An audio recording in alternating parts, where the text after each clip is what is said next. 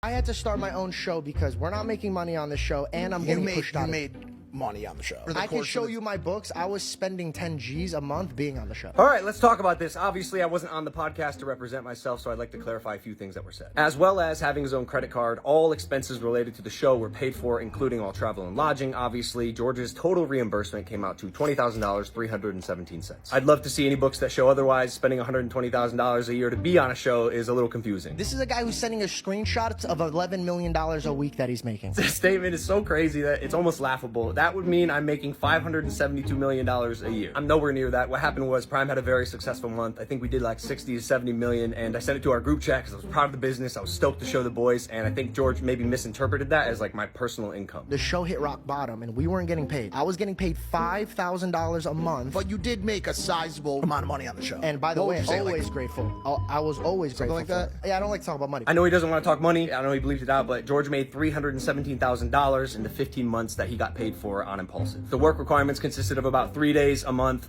3 hours each day, traveling the world, networking, and meeting some of the coolest people ever. It comes out to about $2,300 per hour, and he also had 10% equity of the entire show. Not you, not Caleb, not Kevin, not Dylan. Nobody called me when I got fired. George did not get fired. He quit. I'll touch on that in a second. But after he quit, I called him frequently. I reached out. I wanted to reconcile the friendship. I invited him to my birthday party and WrestleMania and even my ranch a few weeks later. He chose not to come. He also unfollowed all the people he mentioned on Instagram, which is maybe why they didn't call him. I don't know. I can't speak for them, but he still does not follow them to this day. And then on my birthday, you guys shot 3 episodes, so I couldn't show up. The 2 episodes he's talking about, not 3, were shot 4 days after George's birthday. His birthday's on January 3rd. We shot those episodes on January 7th. We were already in Vegas signing the UFC to Prime, and as we do, want to capitalize on the location and our use of time and energy and the guests in that city. George didn't come to work because he wanted to spend time with his family for his belated birthday, which I totally understand and we even praised. One of the things that I love about George, he prioritizes his family and friends over anything. I got my show going, and then not only was I controlled and pushed around on Impulsive, but then Logan's making calls and directing my show. He told me that I couldn't take Celsius. So this is the big one. Making calls, trying to make it seem like I wanted to control his show is absolutely ridiculous. As you can see right here, I was like, hey, we got to get you Prime because I saw him drinking our competitor, and he told me to call him. He was filming my reaction to tell me he took a deal with a competitor. I told him, please don't film. Like, I'd like to talk about this. I hope you're joking, by the way. The truth is, I thought it was a bad look that my best friend and co-host took a brand deal with our competitor without consulting me, asking me, giving us even a chance to match it before he signed the deal, because the audience that he's building, at least at the time, on his own podcast was being funneled directly from the podcast that I was building with him. I said, hey, dude, I understand you need to make money. The entire text is right here that I sent him after our conversation, because I did understand his position if he needed to make money, but I thought it was also a little odd because he did make $317,000 in 15 months. Regardless, I did tell him I can't have him on Impulsive if he's going to take the deal with the competitor, but if after he makes the money he wants to come back to the podcast, he's more than welcome. Hey man, where you're at, there's no room for you to grow. They won't let you grow. They will not let you grow. I thought saying that to Mike was a little crazy. He's grown a lot. He has 2.7 million subscribers since we met. He's a multimillionaire, a best-selling author. I tried as much as I could to help him get into those positions, and it's not entirely because of me. Mike is a phenom in his own right, and he capitalized on the platform that I gave him, which is awesome. Just like George is doing now, but if that's not growth, like what is? In fact, I think people forget, like, I praised George for starting a podcast like a lot. Georgie started his own podcast. I think it's a great idea. I always love when my co-hosts venture out and do their own things. Congratulations. It's awesome, guys. Check out his podcast. And also saying they won't let you grow was a little hurtful because I thought at least I helped Mike do some of the things that he did, and I even encouraged him to start his own podcast. I think you should take a page out of Georgie's book and start a show of your own. There's no greater feeling than watching people you love succeed. I tried to give people around me a platform, and if they capitalize on it, fantastic. Mike and George did. And George will even tell you this off camera. I encouraged him to pursue media and comedy since 2015. I really believe in the kid, and I still do. There's a lot more. I'm not going to get into it, but this isn't to say, by the way, that I didn't up along the way. I did. I should not have mocked his beliefs. I apologize for that. I should have stuck up for him with Bobby Lee, and I definitely should have had his back more like a friend. There's a lot of things I would have done differently, but here we are. It saddens me that our story has unfolded this way. I wish him nothing but health, wealth, happiness, all the success that he wants, and I hope that one day we can sit down and have a relationship and a conversation.